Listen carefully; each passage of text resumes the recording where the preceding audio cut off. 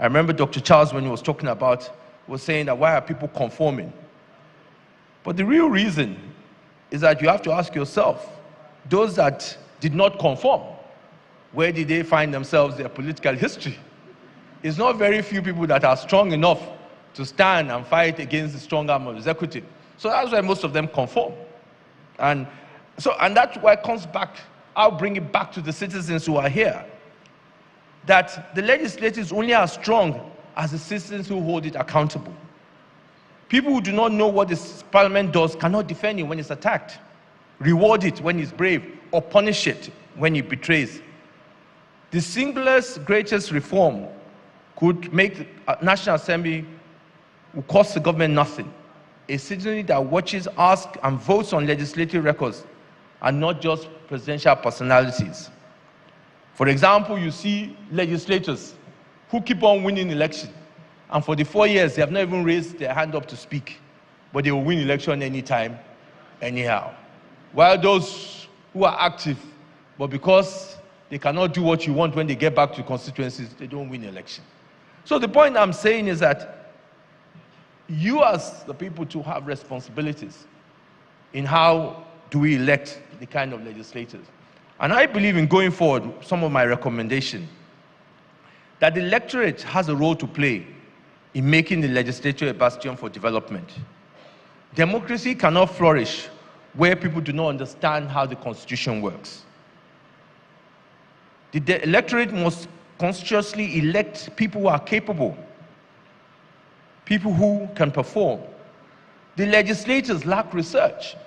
I remember in the 7th Senate when I was moving a motion on fuel subsidy regime and how there was corruption. And one of the reasons why I was able to show to NNPC, because in those days, what used to happen, people used to import petroleum products.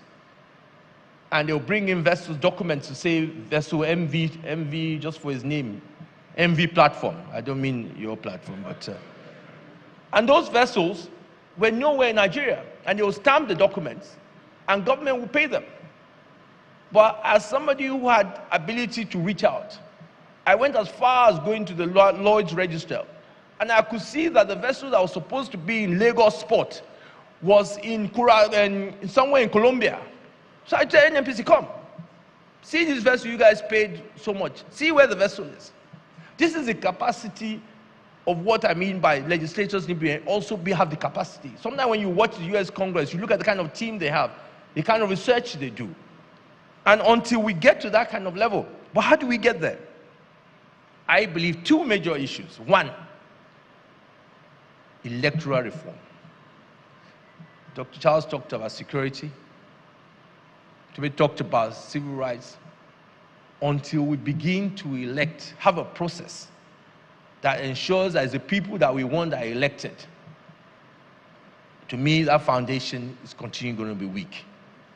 If there's one single thing we've got to take away from here, is that we must go back and ensure that we have a process that the right people are elected. But unfortunately for now, the electoral processes that we have do not guarantee that. And that is why you have legislators who don't care how they perform, because they believe that they can win that election with or without you. So that takes me back to where do we start June 12th. We're here today as free citizens of a democratic republic because a generation before us decided that the voice expressed through a vote must be held. They did not have a strong institution, but they protected their mandate. So the question is, we ask ourselves, do we think it's possible for a repeat of what happened in June 12? For as long as our institutions are not strong enough, unfortunately, it might happen again. And what we need to do is not just to wait for every 4 years. We must engage on a regular basis in ensuring that we have the strong institutions. Our task for this new generation is to ensure that institutions are strong to outlast strong men, and by insisting that the legislature is independent, transparent, capable, and close to the people.